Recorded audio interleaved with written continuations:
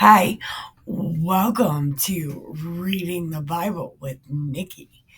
This show is not very family friendly.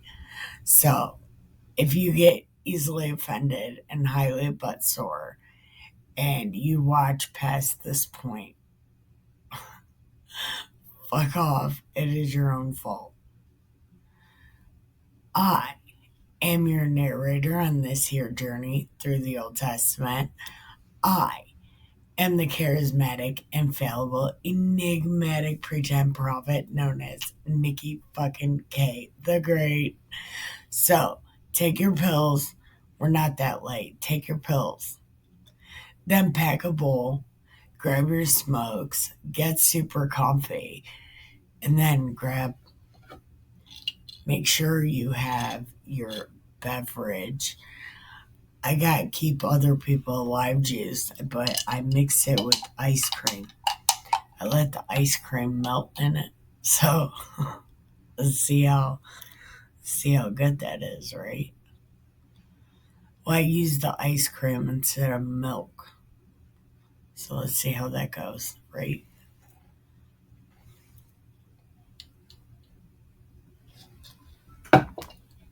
All right, now let's smoke it, read it, and drink it. Press like also and subscribe.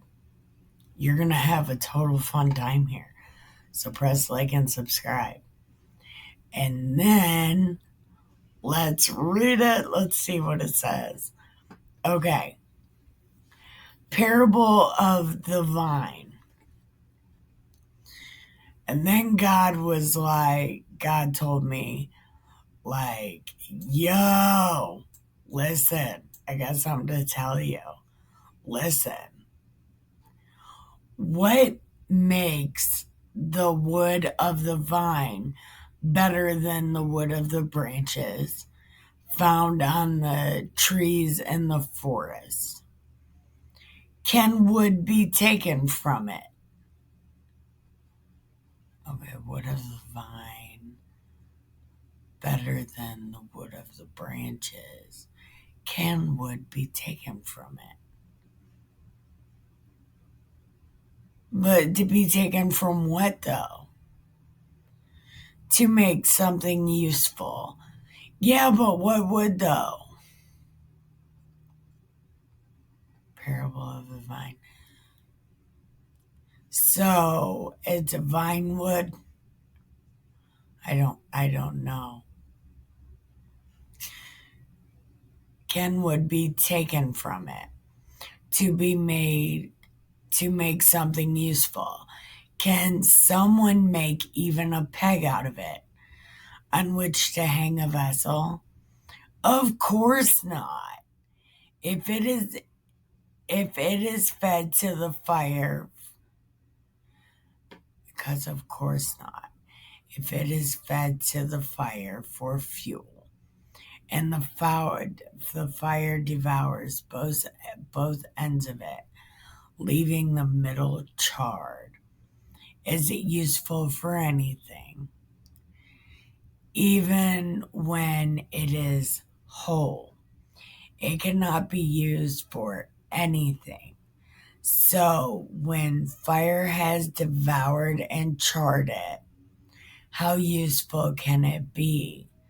Therefore, God was like vine wood among forest trees, which I have given as fuel for the fire. So, I will give the inhabitants of Jerusalem. I will set my face against them. Although they have escaped the fire will still devour them. You shall know that you'll know who the fuck I am when I set my face against them. I will make the land desolate because they are so unfaithful.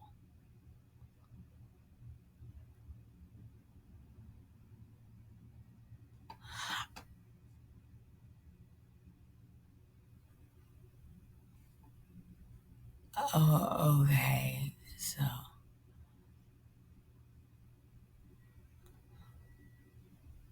I get that he calls the people the fruit of his vine. But then he's like, I'm gonna set that shit on fucking fire. Yeah, but yeah, I don't exactly know if anybody believes they know what this means. I would love to know.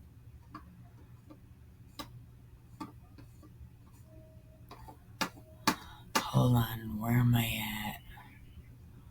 Okay, I'm sorry. Okay, chapter 16. And I will be back in 1 second. Okay, so Ezekiel chapter 16, and this one's called A Parable of Infidelity. That's a dashboard confessional song, screaming infidelities. Does anybody remember that terrible ass song? It was that dude screaming on a guitar. Oh, man, that song, it was so sad. That poor little guy. It's like, oh, who broke your heart, little man? We'll beat her up for you. And this song says, it's not a song, I'm sorry. This one says, uh, then God was like, yo, tell these people about all the shit they've done. Tell them all about themselves, right? You say, yo, God was like, by origin and birth, you belong to the land of the Canaanites.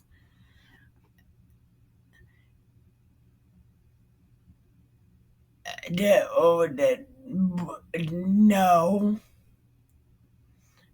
Shut up, Nikki. Shut the fuck. Shut up! Okay. It says, by origin and birth, you belong to the land of the Canaanites. Your father was an Amorite, your mother a Hittite, right? As for your birth, on the day you were born, your navel cord was not cut. You were washed with water. No, you were not washed with water or anointed. You were born, no, you were not rubbed with salt or wrapped in swaddling clothes. No eye looked on you with pity or compassion to do anything, to do any of these things. For you, rather, on the day you were born, you were left out in the field, rejected. Then I passed by and saw you struggling in your blood, and I said to you, in your blood, live! I helped you grow like a field plant so that you grew, maturing into a woman with breasts developed and hair grown. But still, you were buck ass naked. I passed by you again and saw you were now old enough for love. So I spread the corner of my cloak over you to cover your nakedness. I swore an oath to you and entered into a covenant with you, and you became mine. Wow, the visuals, big guy. Listen, really, the visuals. I just, I am all. Listen, the Bible is out of control with these visuals. The Songs of Solomon, oh, the visuals and those. Oh, in some Bibles it's called the Song of Songs. But listen, those songs are naughty.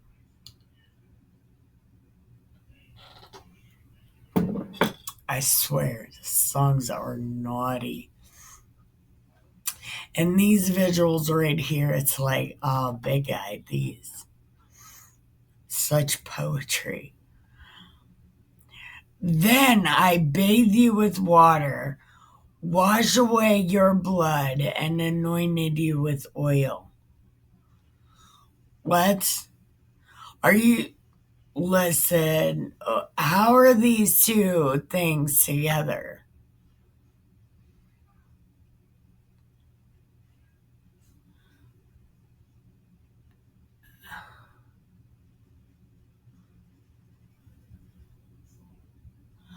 Oh, wait, hold on.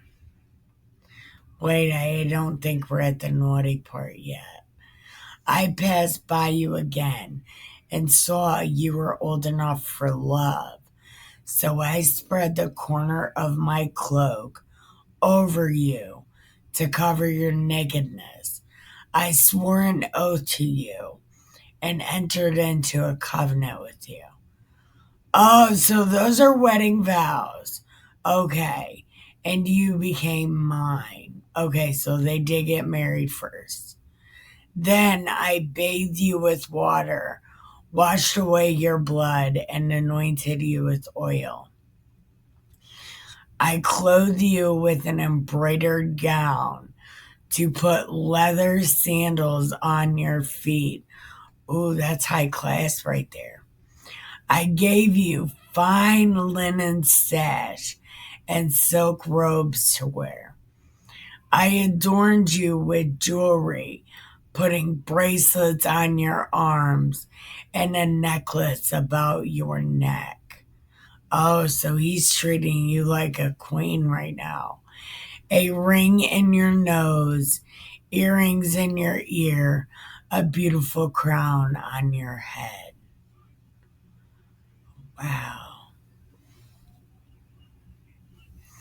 I don't have earrings or a nose piercing. Maybe I need to get one. I do want pink hair. They still won't give me pink hair. I'm trying so hard. Okay. Thus, you were adorned with gold and silver, your garments made of fine linen and silk and embroidered cloth. Fine flour, honey, and olive oil were your food. You were very, very beautiful, fit for royalty. You were renowned among the nations for your beauty, perfected by the splendor I showered on you. But you trusted in your own beauty and used your renown to serve as a prostitute. You poured out your prostitution on every passerby. Let it be his.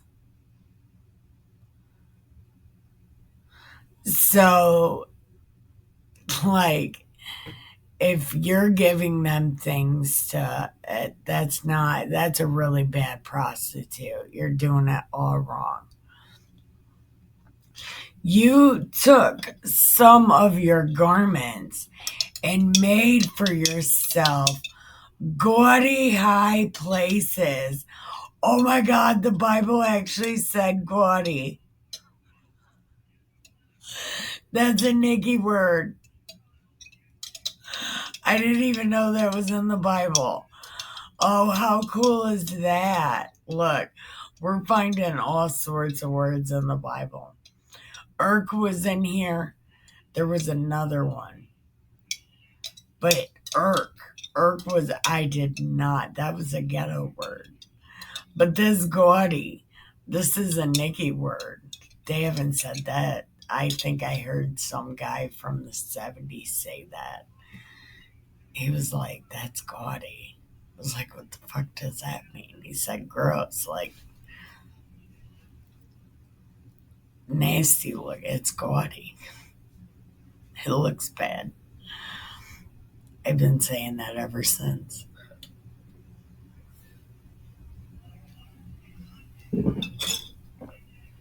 Okay.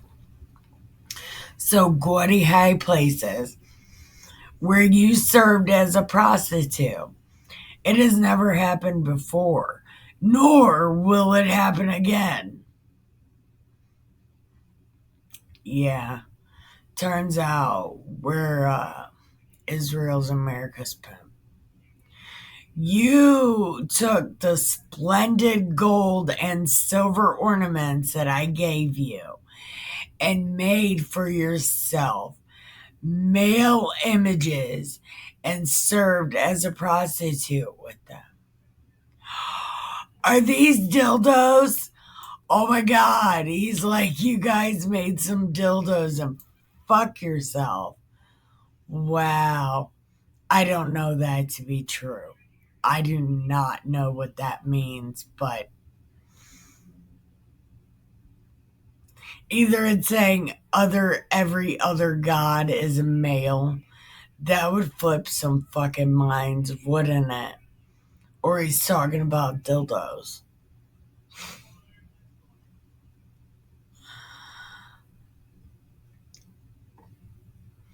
You took your embroidered garments to cover them, my oil and my incense set before them, the food I had given you, the fine flour, the oil, and the money which I fed you.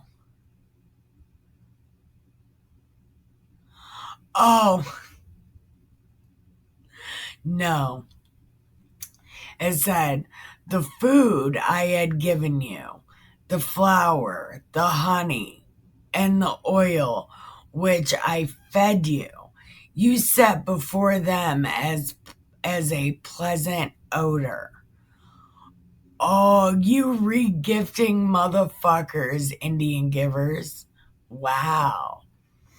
The sons and daughters you bore for me, you took and offered as sacrifices to them to devour. Oh my God. Is he talking about spirit cooking? Yeah, they still do that, big guy. Yeah. But they don't do it with their kids. They do it with other people's kids. Yeah, that's a real thing, and they do that still. Was it not enough that you had become a prostitute? You slaughtered and immolated. I learned this word in prison. The prison guard used to say, emulate and masticate. Chew and swallow. And that's what he used to say. Immolate and masticate. I'm sorry.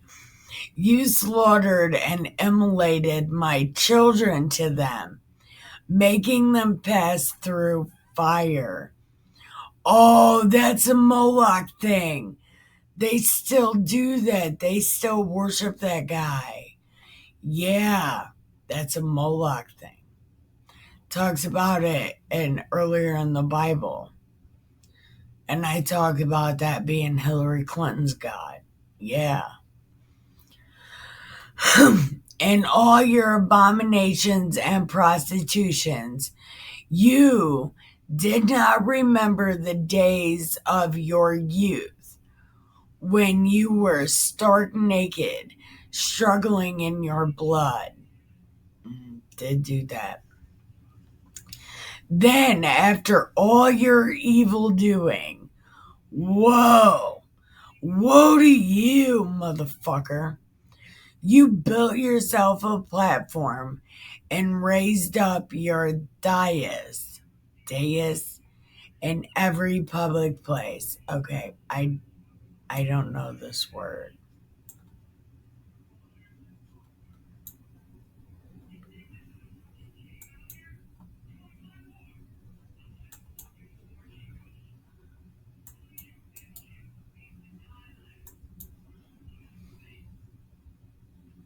A dais or dais is a raised platform.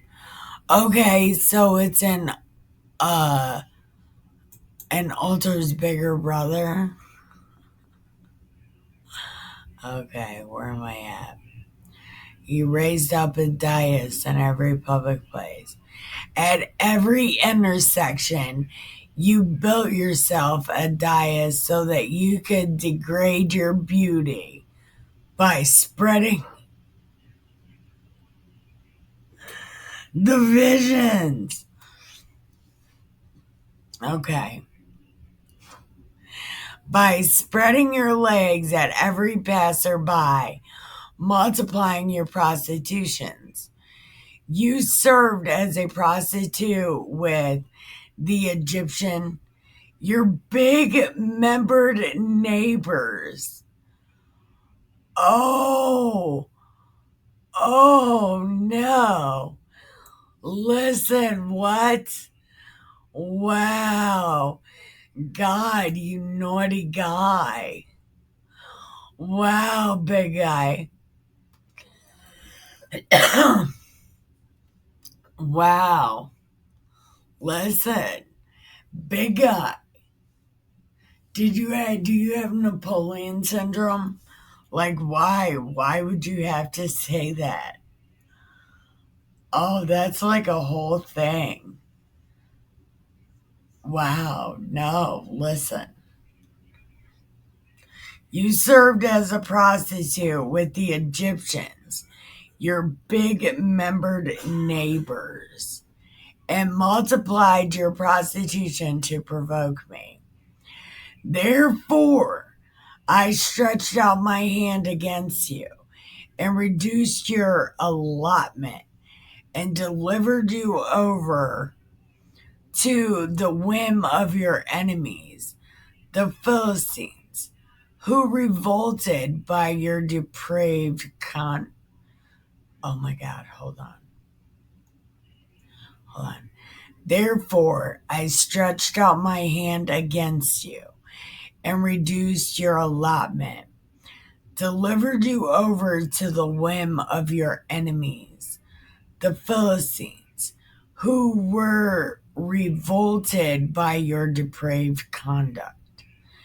You also served as a prostitute for the Assyrians because you were not satisfied, even after serving as a prostitute for them.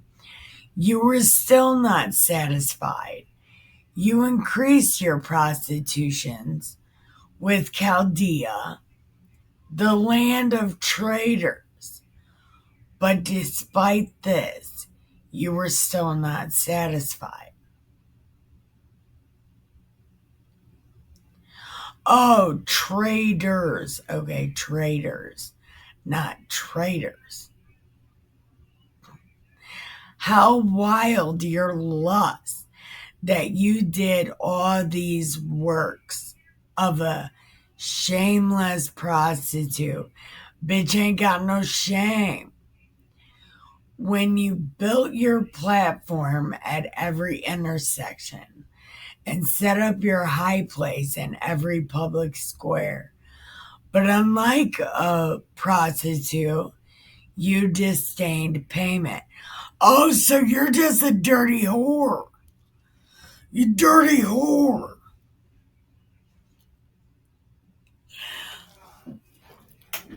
Uh-oh. I might have gotten too loud for Dustin.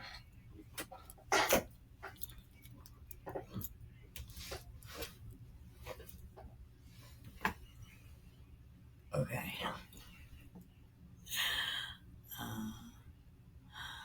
adulterous wife taking strangers in place of her husband. Prostitutes usually receive gifts, but you bestowed. I thought that's what that said earlier. She was giving them shit to sleep with her, bribing them to come to you for prostitution from every side. Oh, you dirty, dirty girl. Thus, in your prostitution, you were different from any other woman. No one solicited you for prostitution. Instead, you yourself offered payment. What a reversal! I want to pay you to love me. You wanted to be a sugar mama. Therefore, prostitute, hear the word of the Lord. Because you poured out your lust and exposed your nakedness in your prostitution with your lovers and your abominable idols, because you gave the lifeblood of your children to them. No, they do other kids now. Therefore, I will now gather together all your lovers with whom you found pleasure, both those you love and those you hate. I will gather them against you from all sides and expose you naked for all to see. I will inflict on you the sentence of adultery and murder. I will also bring on you bloody wrath and jealous anger.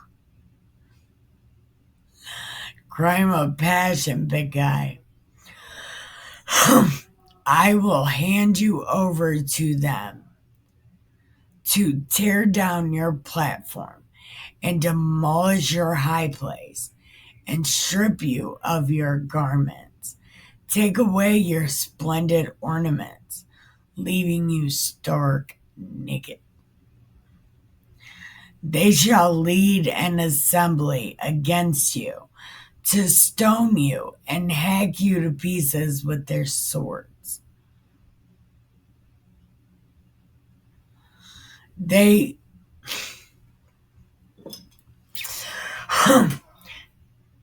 shall set fire to your homes, inflict punishments on you while many women watch.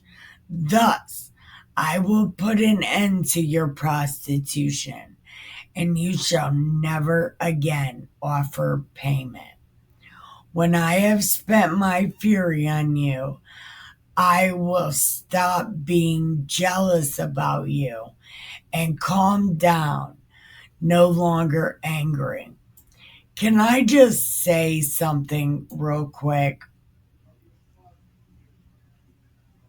It says, when I have spent my fury on you, I will stop being jealous. So it's like, when I stop punching you in the face, you'll be okay. I know it doesn't mean that, but it's pretty abusive. Because you did not remember the days of your youth, but enraged me with all these things. See, I am bringing down your ways upon your head. Have you not added to the depravity of your other abominations? See, everyone who makes proverbs will make this proverb about you. Like mother, like daughter. Oh my God, this is where this comes from. Holy shit, did you know this is where that came from? This is the only one other than the ones of Solomon's. Oh man. It says, yes, you are truly the daughter of your mother who rejected her husband and children. You are truly a sister to your sisters who rejected their husbands and children. Your mother was a Hittite and your father was an Amorite. Your elder sister was Samaria with her daughters to the north of you.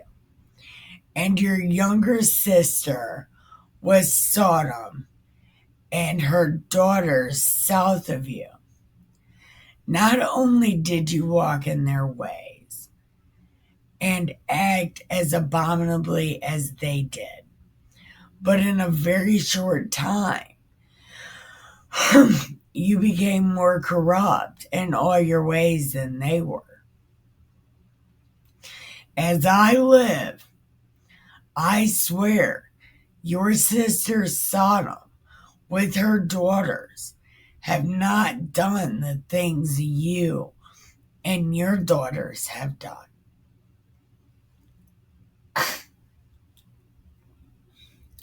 Now, look at the guilt of your sister and see her daughters were proud, sated with food, complacent, and prosperity. They did not give any help to the poor and needy. Oh, this is America. Oh my God, we're fucked. Instead, they became arrogant, committed to abominations before me. Then, as you have seen, I remove them. There's only a handful of them, big guy. The whole nation isn't like that. Samaria did not commit half the sins you did. You have done more abominable things than they did. You even made your sisters look righteous with all the abominations you have done. You then must bear your disgrace, for you have made a case for your sisters, because your sins are more abominable than theirs. They seem righteous compared to you. Bless for your shame and bear the disgrace of having made your sisters appear righteous. Oh my God. Oh man. Ezekiel's giving it to him.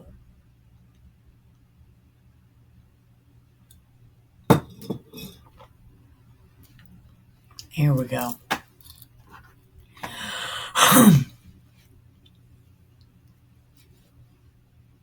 Hold on. I will restore their fortunes, the fortunes of Sodom and her daughters, the fortunes of Samaria and her daughters, and your fortunes along with them. Thus, you must bear your disgrace and be ashamed of all you have done to bring them comfort. Yes, your sisters, Sodom and her daughters, Samaria and her daughters, shall return to the way they were, and you and your daughters shall return to the way you were. Did you not hold your sister Sodom in bad repute while you felt proud of yourself before your evil was exposed? Now, you were like her, reproached by the Arameans and all their neighbors, despised on all sides by the Philistines. The penalty of your depravity and your abominations, you must bear it all. For God said, I will deal with you for what you did. You despise an oath by breaking a covenant. But I will remember the covenant I made with you when you were young. I will set up an everlasting covenant with you. Is that like when I remember we're going to do that? Just gotta wait. Then you shall remember your ways and be ashamed when you receive your sisters, those older and younger than you. I give them to you as daughters, but not only by reason of your covenant, for I will reestablish my covenant with you, that you may know I am God. You may remember and be ashamed and never again open your mouth because of your disgrace when I pardon you for all you have done.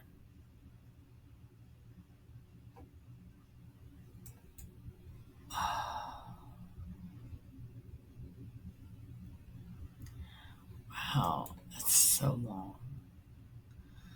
All right, chapter 17. Give me just a second. Where are we? Oh my God. Hold on. Okay. Where are we at in life? Ezekiel 17. Okay. The eagles and the vine. Ooh, let's see. Okay. So God was like, yo, propose a riddle. Tell this proverb to the house of Israel. Is it a riddle or a proverb? I don't know if it's a riddle or a proverb. Can it be both? So it says, God was like the great eagle with the wide wingspan and the long feathers with thick plumage. Many hued came to Lebanon. He plucked the crest of the cedar. Thick plumage. Many hued. What? All right, let's see what this means.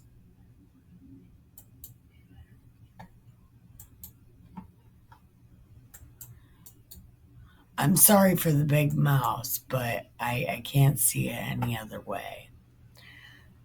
Okay, the bird's feathers collectively. So, like the scruff of the neck. So it's a big one.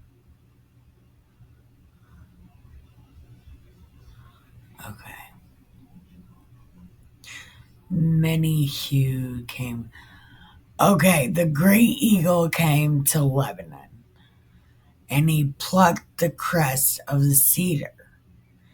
He broke off its topmost branch and brought it to the land of merchants and set it in a city of traders. Then he took some native seed and planted it in fertile soil. A shoot beside plentiful waters, like a willow, he planted it, that it might sprout and become a vine. Is willow a vine? I thought it was a tree. I don't know. Dense and low-lying, with its branches turned toward him, its roots beneath it. Thus it became a vine, produced branches, put forth shoots. Then another great eagle appeared, with wide wingspan, rich in plumage, and see, the vine bent its roots toward him, set out branches for him to water from the bed where it was planted. It was transplanted to a fertile field by abundant waters to produce branches, to bear fruit, to become a majestic vine. Say this: God was like, can it thrive? Will he not tear up its roots and strip its fruit? Then all the green leaves will wither, and neither strong arm nor mighty nation is needed to uproot it. True, it is planted, but will it thrive?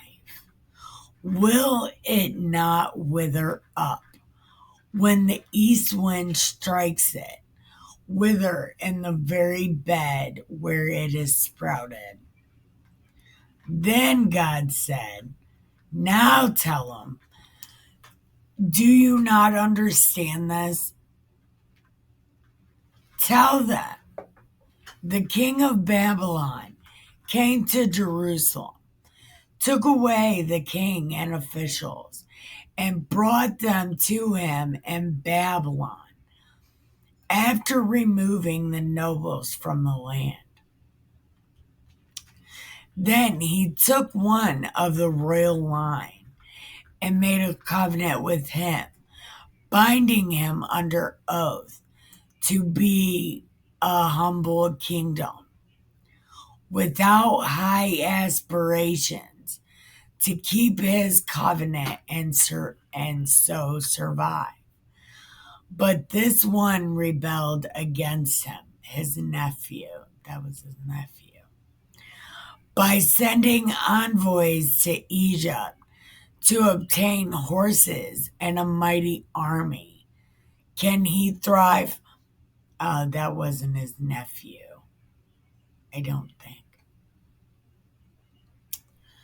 Can he escape if he does this? Can he break the covenant and go free? As I live in the house of the king who set him up to rule, whose oath he ignored, and whose covenant he broke there in Babylon, I swear he shall die. Pharaoh shall not help him on the day of battle. With a great force and mighty horde, when ramps are thrown up and siege works built, for cutting down of many lives, he ignored his oath, breaking his covenant. Even though he gave his hand, he did all these things. He shall not escape. Therefore,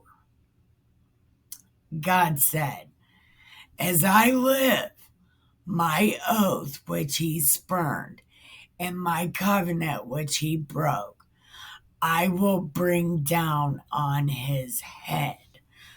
I will spread my net over him, and he will be caught in my snare. I will bring him to Babylon, and I will judge him there, because he broke faith with me. Yeah, but how though? I kind of remember this story, but I don't.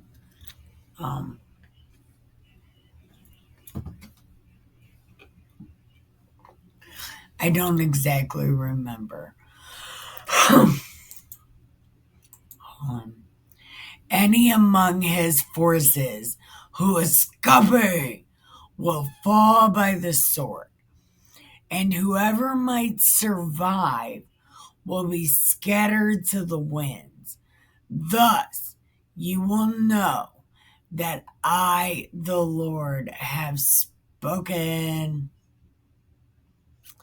Thus says the Lord God, I, too, will pluck from the crest of the cedar the highest branch, from the top a tender shoot I will break off and transplant on a high, lofty mountain. On the mountain, on the mountain height of Israel, I will plant it. It shall put forth branches and bear fruit, and become a majestic cedar.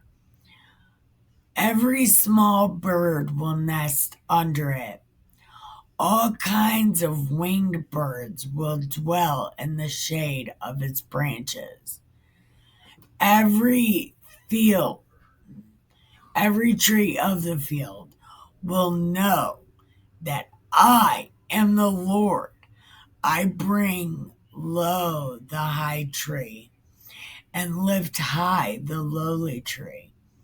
Wither up the green tree and make dry tree bloom. And make the dry tree bloom. As I,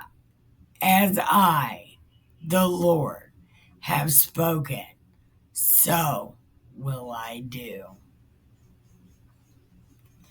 Wow. That was a lot, huh? Where are we at in life? Oh, 47 minutes. Okay. Yeah. All right. So tomorrow we're going to do Ezekiel 18. So thank you for watching and hanging out. I love you and have the sweetest dreams ever.